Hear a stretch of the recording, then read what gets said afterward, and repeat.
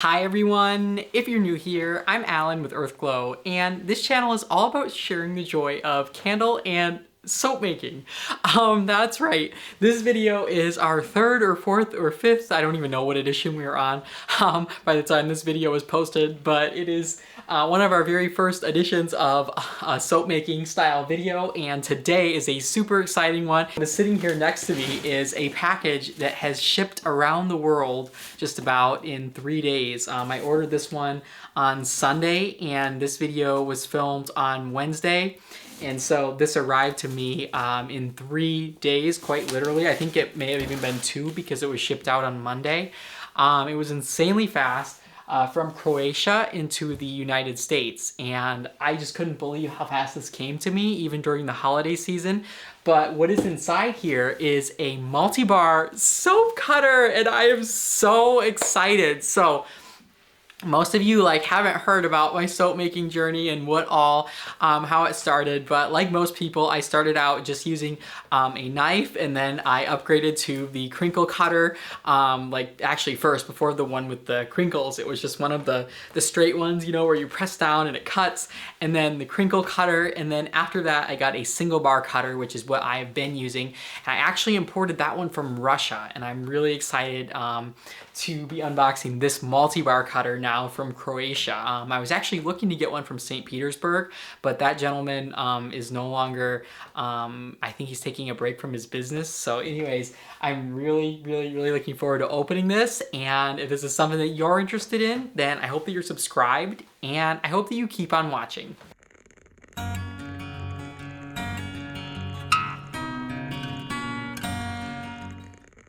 I cannot even wait to open this. And at the end of this video, I'm gonna be filming cutting some soap with it. I'm so excited. Oh my gosh. Oh my gosh.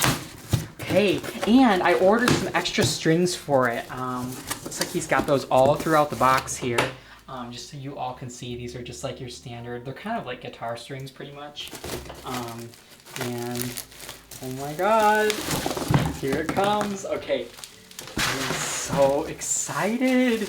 I'm gonna turn the camera around so that you all can see this, and I will link the company as well below. Oh my goodness. Okay, so this is my new baby here, and I'm gonna have to name this guy. I don't know what we should call him. Oh my gosh.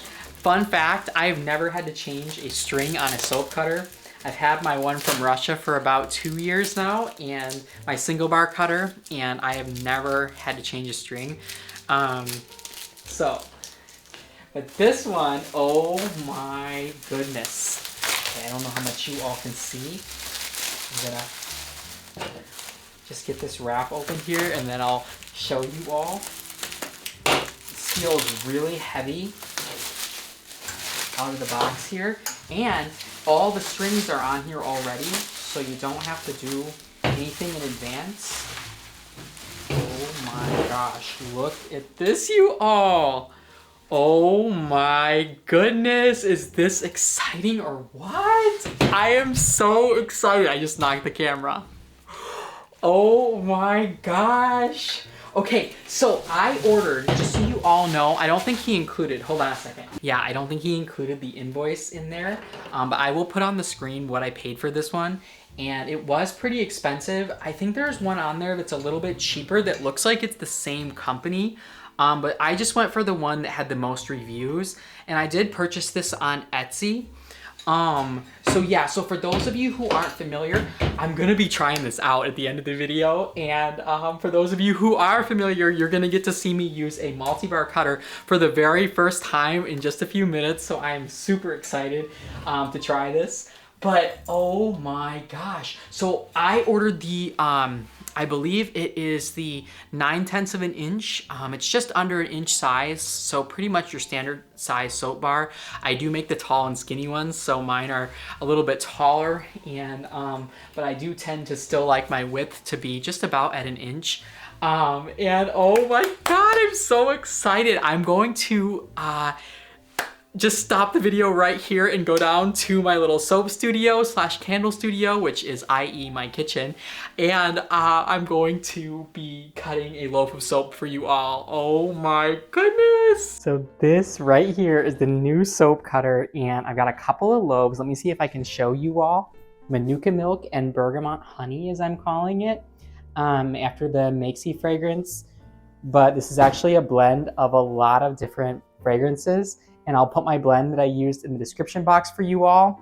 But okay, basically I blended it because that fragrance was so expensive and I wanted the character of that fragrance, but I didn't have the money to pay $90 for a 16-ounce bottle and use that by itself, if any of you can feel me. So I've got that blend in the description box. And then this one is my Lavender Zen. It is a 50-50 of 4042 lavender essential oil, and I get it from SVA Organics. I will link my supplier for you all in the description box as well. And it also has 50% Mayfield by 1617. That fragrance, you all, let me see if I can show you. Oh no, I have it in the basement.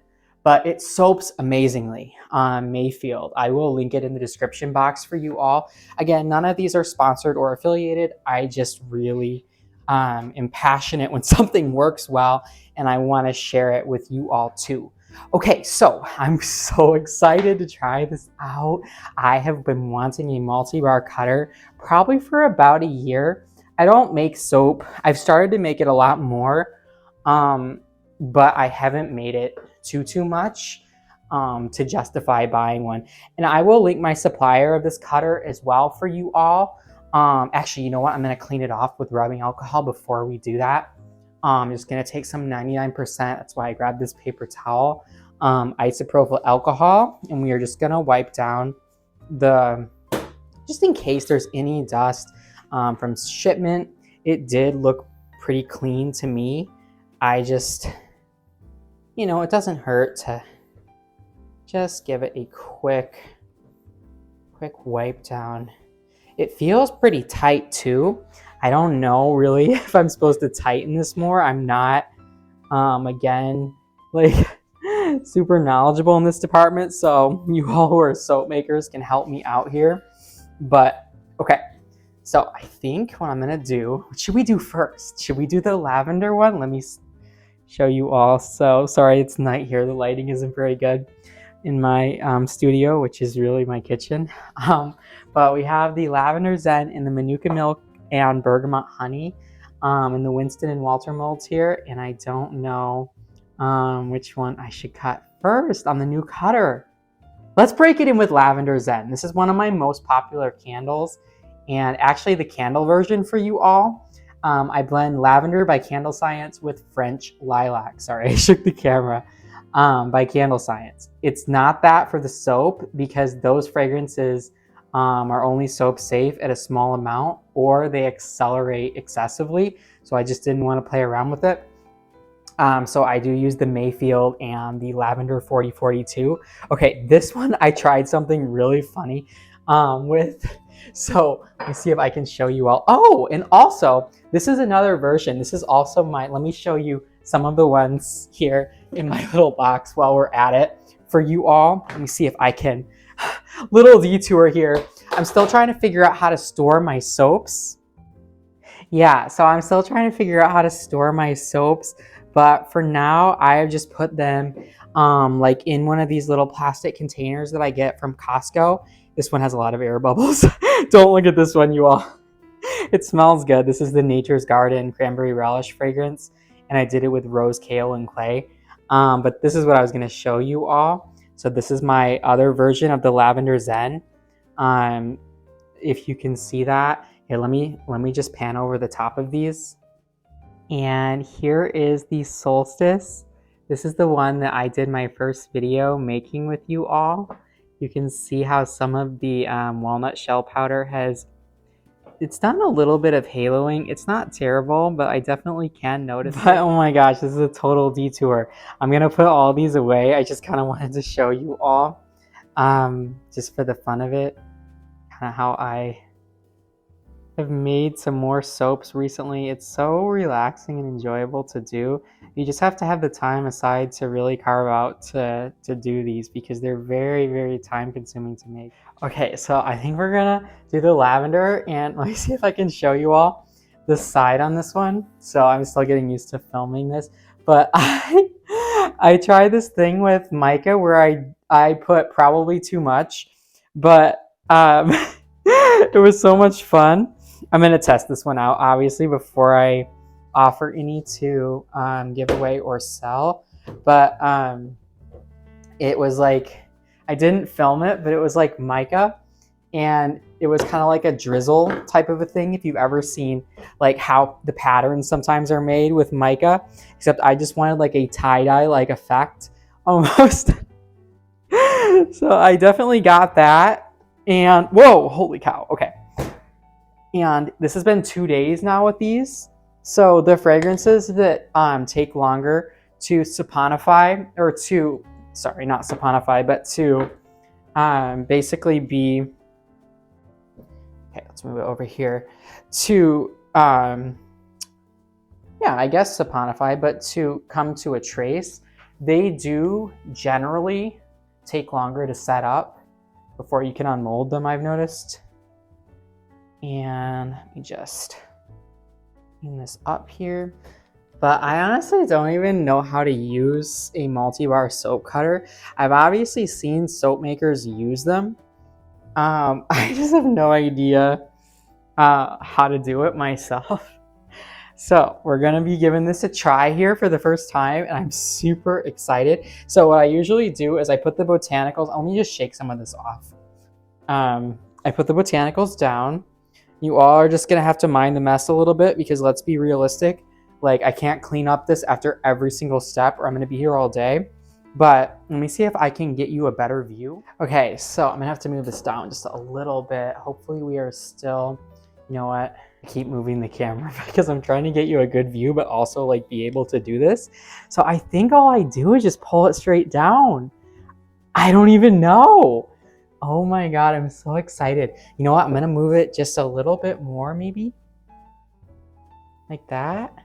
And just, yeah, let's try to get a little more. I'm gonna have obviously some waste, but okay, let's try this. Okay, are you all ready for the big moment? Oh my goodness. Okay, here we go. Whoa, this is harder than I thought. Oh my God, am I even gonna be able to? Oh my God, I just did it. Oh my God, okay, I don't even know how to take these off. I didn't even remember what I did for this soap. It totally didn't go as planned. So I feel like it's gonna be a mess, but like, I'm not mad at this. It smells so good. I always use the clays to anchor the essential oils whenever I use those. Yeah, so this soap, the purple on the sides, I wish I had done more like that through the soap, but I think it might be too much if I had done that, because the mica might have been too much. So this is the 0.9 inch width. I believe it's 23 millimeters. Ooh, did I smear this? Hope I didn't ruin the tops. Okay, no, I didn't, but it kind of looks like I did on the cutter. Okay, let me show you all these bars. I think, oh, no, I didn't. I think it's just because the tops, it's a little bit bumped. Like, I would be comfortable selling that for sure. But I think I may have pushed it too far forward. Yeah, you all tell me. That little bit of damage. Maybe I pushed it too far forward. But that was incredibly easy, but harder than I thought to pull it down. And this soap, I feel like, is a good texture still for cutting. I had it for 2 days before cutting it. Yeah. So this is kind of what the bars are like. And I will put my recipe that I used in the description, as well as kind of the technique that I used to do this, to create. This was a hanger swirl. So I like it. I didn't have purple mica, so I just had like half a teaspoon left, or a quarter of a teaspoon. So I blended like red and blue to try to get purple, because I am too stubborn to use up my mica before I buy more. So I just kind of blended it until I got the color that I was looking for and went with it. I don't know if you all can see on my cutter. Let me show you once I'm done with this. What happened was I basically got, just showing you the bars. You can see on some of these maybe just a tinge of red that didn't quite get dissolved. I mean, I try to really mix it, but I kind of love this. It's really like rustic and kind of art deco, where you get like a little bit of metallic and then kind of a crazy abstract design almost. See, this one you can see a little bit of the blue, but I don't mind it. Okay, so let me show you before we cut the rest of it what happened. Okay, can you all see on that cutter how there's like a little bit, I'm just trying to hold the camera here, how there's like a little bit of batter that got on there? I think the soaps got moved up too close to the cutter is what happened. Do you all see these crazy patterns though? Like I am not mad at that. I'll give you all a closer pan too once I get these all cut. So what I'm gonna do is just take some rubbing alcohol and a clean towel, a little paper towel here, and then I'm gonna just try to just wipe this portion off here. It's just soap. And then I will just wipe down the wires like I always do before I cut the next portion.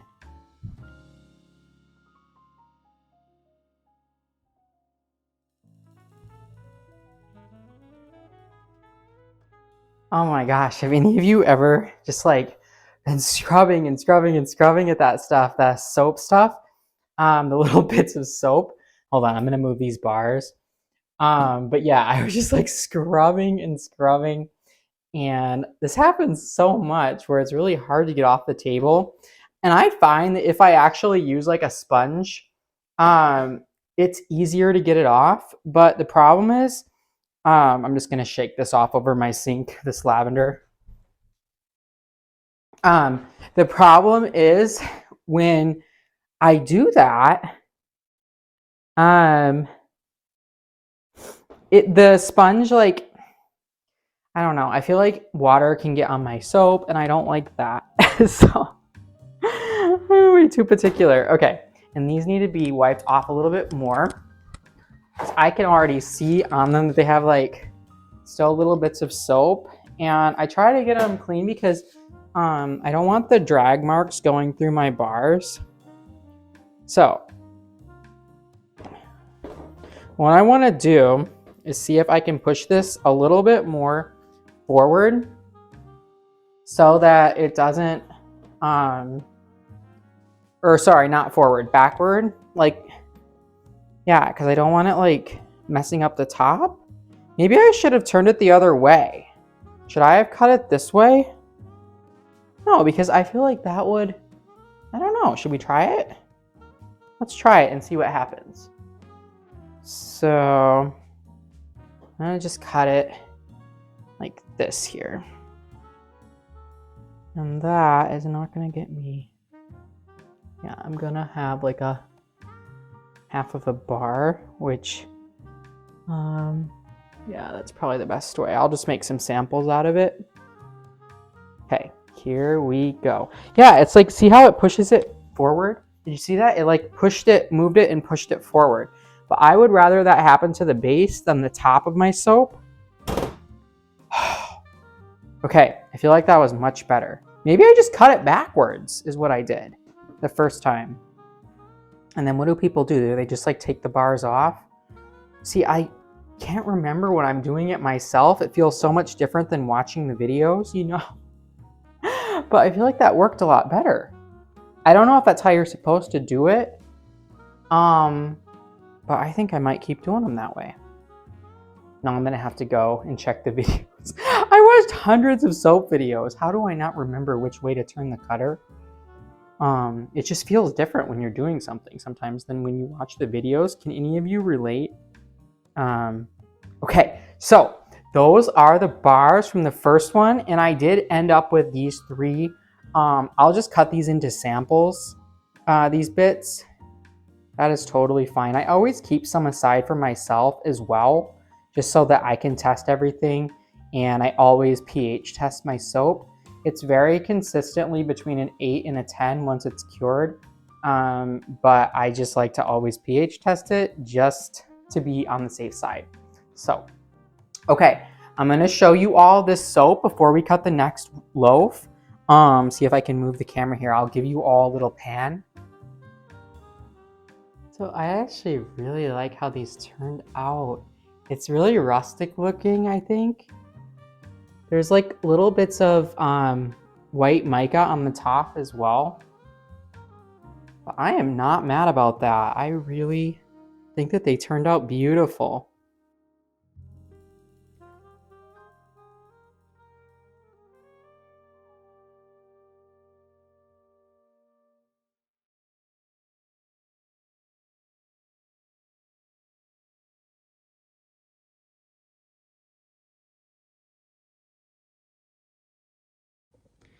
And just so you all can see, oh, the lighting is so bad. Hold on, let me see if my ring light will help us. It's so dark in my kitchen.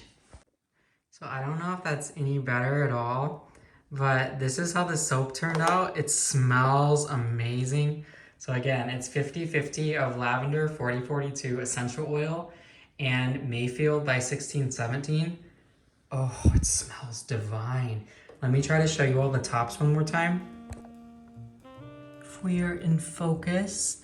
So I did make my own little mix of just like a white and golden, not golden, it was like white and a very light silver mica for the top. Also, these gloves, whoa, sorry, I just knocked the camera. But these gloves, they're the nitrile. I accidentally got the wrong ones, so I always get the nitrile, but when I tried to get them without the powder, they just were ripping, which obviously with soap making, you really don't want. So, okay, this is just a plain, it's really beautiful though. It's just a plain loaf because of the fact that I was using 4 different fragrances, I believe, and I didn't know how they were going to perform 2 of the 4. The Flaming Candles Vanilla Birch, and then the, oh gosh, I can't remember the other one. I'll have the whole blend for you all in the description that I used. It is a little bit light, but I did also use 40%, which is 20% less than I normally use. I normally use 5% for all my soaps. Oh my God, I'm just dropping oats on the floor. I feel like a hairdresser half the time when I do this with soaps. Like are any of you, whoa, oh my God. Oh my God, I'm losing it. Okay, these are really hard to get out sometimes for me. You pop it out, but then I'm like trying not to like dig into the whole loaf. It's just messy. There's no 2 ways around it. Okay, that's one way to do it. So yeah, I feel like a barber half the time when I'm doing this. With the amount of sprinkles and additives, like topper additives that drop on the floor, I actually feel like a hairdresser cleaning up hair, except it's, you know, like colloidal oats, rolled oats, you know.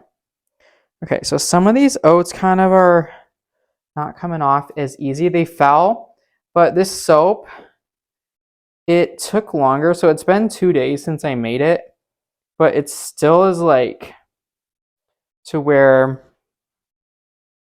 the additives are not, the toppers are not totally just gliding off of it, if that makes sense. But I am not a perfectionist with my soap. I definitely can admire those who are. I don't mind a more rustic looking bar. Okay, I'm gonna move these giant pans back here. These giant tin pans that you see that I put for my curing, I get them on Amazon, but actually I'd recommend getting them on Webstaurant because it's much more affordable, and I think that they're the same ones. So I'm gonna put this backwards. I know that this might not be right, but I think this works better for me. I'm just trying to get all those little bits of oats off of here before I cut this. Okay, and then this stuff just drives me nuts. I need to just accept the fact that I can't clean up with this. Like when I do candle making, I'm able to be super clean with everything. Whereas with soap making, like I feel like there's just more potential for, maybe it's just because I'm newer at it. I just feel like there's more potential with soap making for mess. I don't know why that is, but if any of you are candle makers and soap makers, do you feel that way too? I feel like there's just more variables with soap making. Okay, so here we go with the second loaf. I'm gonna move this just a little bit over. I'll probably get the feel for it. Oh, you know what? I think I want to flip this because, yeah, I don't want to drag those oats through it. Hate to do this. These larger loaves, especially when they're softer, can be so challenging sometimes to try to flip. Yeah, okay. I didn't want to drag the wire through the oats. This one kind of has additives. What do I keep saying additives? Toppers going through multiple parts of it. But I did not want, oops, I just dented it a little bit. Okay. I did not want to drag the wires through the oats. So I think this is good like this. And we are just going. This one's going through easier than my last one. Oh my gosh, it's so satisfying, the sound. Oh, I love that. Okay. So I think you just kind of, whoa, lift it slightly. And then you just kind of pull them off. I don't know. Okay, so can you see how there's like a little bit like of a line? I don't know why my loaves are doing that. If I'm doing something wrong with the wires. It's a beautiful bar of soap though. So just a gentle, subtle kind of swirl, and there is colloidal oatmeal in this one as well, which I love in my soaps in general. I love how it creates, you see that line? So it doesn't really bother me, but I'm just curious what I'm doing that it's creating that, or if there's something wrong that I am doing. Okay. Yeah, a lot of them have just a very subtle line going through them. But just a simple, wholesome bar. So there's calendula on top and then just some, not colloidal, rolled oats there.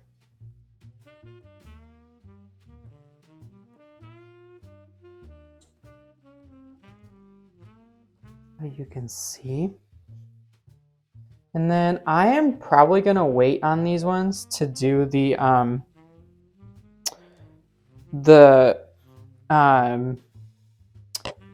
with the vegetable peeler, the beveling. I'm gonna wait because I think that this is still really soft. I could have waited to cut this longer. You can see how how easy it is for this one to just have little dents and whatnot, but again, I don't mind. I am not a perfectionist with, see, like I just trying to get that off. It's pretty soft. Yeah, the vanilla birch from the flaming candle did really well for me. I wish I had recorded this, but I didn't. I was in a hurry and I just kind of wanted to like do some kind of soul soap making without recording. And since I have just started doing the videos, it definitely takes me longer to film. Okay, I'm going to not clean all this up again. I'm just gonna wipe the wire. This is a good discipline for me, because I'm so neurotic usually. And I'm gonna be here all night if I literally clean up after every step. Like, do you all wipe this off the table right after, or do you just clean the wires? I definitely want the wires clean that I'm cutting on, but just, okay. So I'm just gonna do this portion right here. Okay, and then I'm going to, yeah, you see how it just, actually it did it to the edge there. I wonder, yeah, let's try it again like this and just see what that looks like. I think that's gonna be cutting it close. Now, let's go a little bit like that. Yeah. Okay, I'm just gonna do it like this, I think. But, oh, you know what? No, I want to go the other way because it smashes my tops into this flush portion. I'm gonna do it like this. Okay. Oh, that cuts so nicely. And then these, I would just use them for samples. These edge pieces, I would just cut them into like a little sample size. So I do not mind that at all. Okay, now this one didn't do it. It looks perfectly flat for this one. Now I'm trying to figure out what I did differently. You see how the bars, they're just a beautiful, rich, creamy texture, and that color is just like a pale, soft yellow. I did in this one use, I think it was a tablespoon of TD. I'm gonna try to put the recipe as close as I can to what I did, just my process with this one. But it really captures the character of that beautiful Manuka milk and bergamot honey by Makesy. I'm just so thrilled with how these came out. So I'm gonna end this video with a little pan of these. And if you did like it, don't forget to give this one a thumbs up and let me know if you all wanna see more soap content.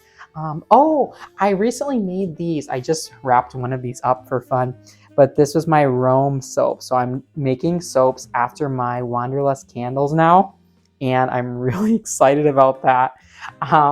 But anyways, thank you so much for watching, and I'm gonna end this one with a little pan of the soaps, and I'm so grateful for all of your love and support, and I wish all of you happy soaping.